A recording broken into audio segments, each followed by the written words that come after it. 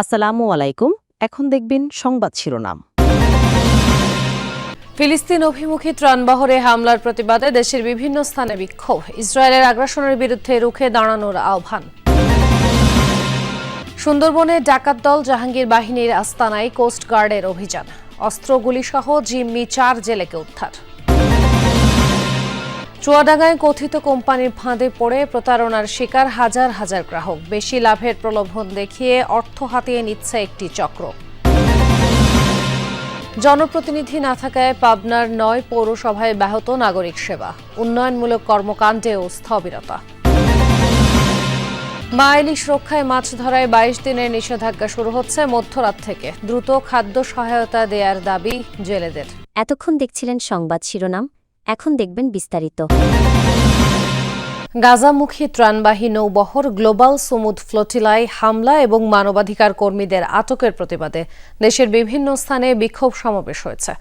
এই ঘটনাকে আন্তর্জাতিক আইনের সুস্পষ্ট লঙ্ঘন উল্লেখ করে বিক্ষুব্ধরা বলেন, যতদিন পর্যন্ত ফিলিস্তিন স্বাধীন না হচ্ছে ততদিন পর্যন্ত লড়াই চলবে। গ্লোবাল সুমুদ ফ্লোটিয়ায় হামলার প্রতিবাদে ফুঁসে উঠেছে গোটা বিশ্ব। ত্রাণবাহী নৌবহরে ইসরায়েলের হামলায় চারিদিকে বইছে নিন্দার ঝড়। বাংলাদেশেও বিভিন্ন স্থানে চলছে বিক্ষোভ সমাবেশ ও প্রতিবাদ মিছিল। ফ্লোটিলা নৌবহরে হামলা ও মানবাধিকার কর্মীদের আটকের প্রতিবাদে মিছিল হয়েছে জাহাঙ্গীরনগর বিশ্ববিদ্যালয়ে। জুমার নামাজের পর জাকসুর উদ্যোগে ক্যাম্পাসের কেন্দ্রীয় মসজিদ থেকে বের হয় বিক্ষোভ মিছিল। পরে শহীদ মিনারে বক্তারা ফিলিস্তিনের পাশে দাঁড়াতে বাংলাদেশের পাশাপাশি বিশ্ব নেতাদের আহ্বান জানান।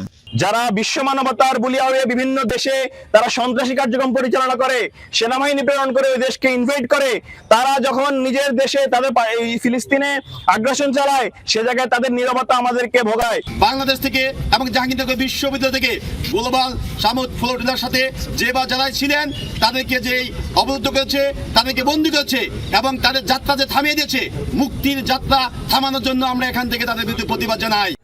ফেনীতেও বিক্ষোভ মিছিল হয়েছে। দুপুরে শহরের জহিরা মসজিদ থেকে বের হয়ে বিভিন্ন সড়ক প্রদক্ষিণ করে দোয়েল চত্বরে গিয়ে শেষ হয় মিছিলটি। সেখানে বিক্ষুব্ধরা ফ্লোটিয়ায় হামলা ও মানবাধিকার কর্মীদের আটকের তীব্র নিন্দা জানান। সুন্দরবনে ডাকাত জাহাঙ্গীর বাহিনীর আস্তানায় অভিযান পরিচালনা করে অস্ত্র গোলাবারুদ সহ জিম্মি থাকা 4 জেলেকে উদ্ধার করেছে কোস্টগার্ড। ভোরে সুন্দরবনের শিবসা নদী সংলগ্ন আড়বাউনি খাল এলাকায় যৌথ অভিযান পরিচালনা করে কোস্টগার্ড বেইজ মোংলা ও আউটপোস্ট নলিয়ান। পরে প্রেস ব্রিফিংয়ে এই তথ্য জানান বিসিজিএস তৌহিদের নির্বাহী কর্মকর্তা লেফটেন্যান্ট ইকরাম মোহাম্মদ নাসিফ। তিনি আরও জানান, অভিযানে ডাকাতদের আত্মসমর্পণের আহ্বান জানিয়ে 2 রাউন্ড ফাঁকা গুলি ছোঁড়া হয়। এ সময় বোট ও জিম্মিদের রেখে বনের ভেতর পালিয়ে যায় ডাকাতরা। পরে তাদের বোটে তল্লাশি চালিয়ে একটি 1 নলা বন্দুক, 2টি এয়ারগান এবং 3 রাউন্ড তাজা কার্তুজ জব্দ করা হয়। উদ্ধার করা হয় জিম্মি থাকা 4 জেলেকে। জাহাঙ্গীর বাহিনী এবং আলামিন বাহিনী আমাকে আটক করে, সেখানে আমার অনেক নির্যাতন করে, মারধর করে, অনেক টাকা পয়সা চাপ দেয়। আভিযানিক দল ডাকাতদের বোট তল্লাশি করে একটি 1 নলা বন্দুক, 2টি এয়ারগান এবং 3 রাউন্ড তাজা কার্তুজ জব্দ করে। এ সময় জিম্মি থাকা 4 জন জেলেকে উদ্ধার করা হয়। উদ্ধারকারী জেলেদের জিজ্ঞাসাবাদে জানা যায়, জাহাঙ্গীর বাহিনীর সদস্যরা তাদের 10 দিন ধরে জিম্মি করে রেখে মুক্তিপণ আদায়ের উদ্দেশ্যে নির্যাতন করেছিল। হঠাৎ করে চুয়াডাঙ্গায় এক ধরনের আর্থিক অস্থিরতা দেখা দিয়েছে। একটি কথিত কোম্পানির কবজায় আটকা পড়েছে কোটি কোটি টাকা।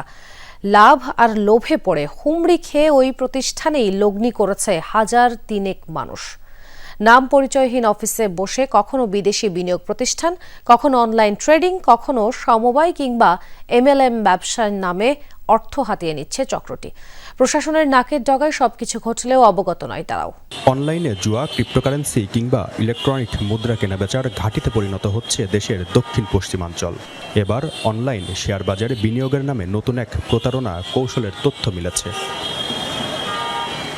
সেন্টএফএক্স দুবাই ভিত্তিক প্রতিষ্ঠিত একটি ব্রোকারেজ হাউস, যাদের ওয়েবসাইটে ঢু মারলে প্রথমেই ভেসে ওঠে একটি সতর্কবার্তা, নকল হইতে সাবধান। অথচ এই সেন্টএফএক্সের নাম ভাঙিয়েই চুয়াডাঙ্গায় চলছে আর্থিক লেনদেন। শহরের এক প্রান্তে ভাড়া বাড়িতে অফিস খুলে গ্রাহকদের কাছ থেকে আমানত সংগ্রহ করছে সদস্যরা। অথচ এই ভবনটিতে নেই কোনো সাইনবোর্ড, নাম পরিচয়হীন অফিসে কাউকে দেখাও মেলে না নিয়মিত। টানা 14 মাস ধরে এই ভবনের 2টি ফ্ল্যাট ভাড়া নিয়ে ব্যবসা কার্যক্রম চালাচ্ছে এই চক্রটি। আমরা জেনেছি তারা বিনিয়োগকারী প্রতিষ্ঠান হিসেবে গ্রাহকদের সাথে চুক্তি করলেও তাদের এই প্রতিষ্ঠানের সাইনবোর্ড ব্যবহার করা হচ্ছে আরজে ট্রেডিং এবং খাদেম এভিয়েশন সার্ভিস নামে। এখন প্রশ্ন হচ্ছে, এরা আসলে কোন বিষয়গুলো নিয়ে কাজ করে থাকেন? মেয়র ও কাউন্সিলর না থাকায় ব্যাহত পাবনা পৌরসভার নাগরিক সেবা। 24-এর গণ অভ্যুত্থানের পর দেশের অন্যান্য পৌরসভার মতো অপসারিত হন পাবনার জনপ্রতিনিধিরাও। এতে স্থবির হয়ে পড়েছে নাগরিক সেবার পাশাপাশি উন্নয়নমূলক কাজ। দ্রুত ভোগান্তি নিরসনের দাবি বাসিন্দাদের।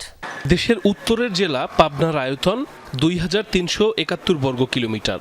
নাগরিক সেবা প্রদানে রয়েছে 9টি পৌরসভা, যার অধিকাংশই প্রথম শ্রেণীর অন্তর্ভুক্ত।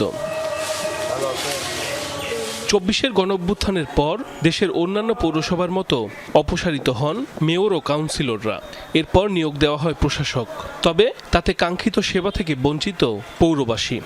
যাদেরকে দায়িত্ব দেওয়া হয়েছে একাধিক পদে কর্মরত আছেন, কাজেই তাদের ওই নিজস্ব দপ্তর সামলাতে হিমশিম খেতে হয়। প্রত্যয়নপত্রের জন্য আসছিলাম, তা আমি এখানে ওই এক জায়গায় অ্যাপ্লিকেশন করলাম, আর এক জায়গায় কাগজ জমা দিলাম, বিভিন্ন জায়গায় দৌড়াদৌড়ি করলাম।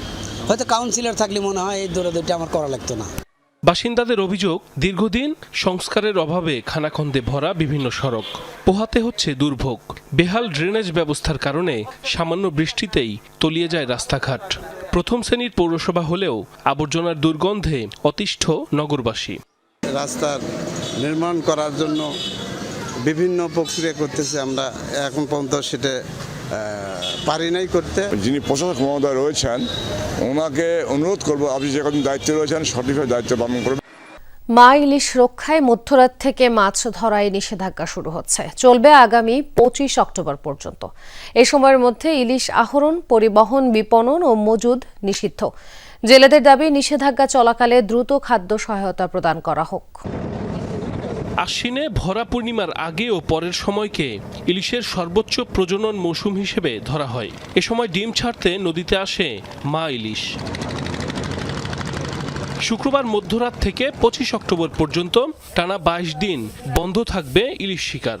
এজন্য জাল গুটিয়ে ঘরে ফিরছে বরগুনা সহ উপকূলীয় এলাকার জেলেরা। নিষেধাজ্ঞা চলাকালে কর্মহীন থাকেন তারা, তাই দ্রুত খাদ্য সহায়তা দেওয়ার দাবি। বিগত দিনে আমরা এই অবরোধ মানছি আর সামনেও মানব।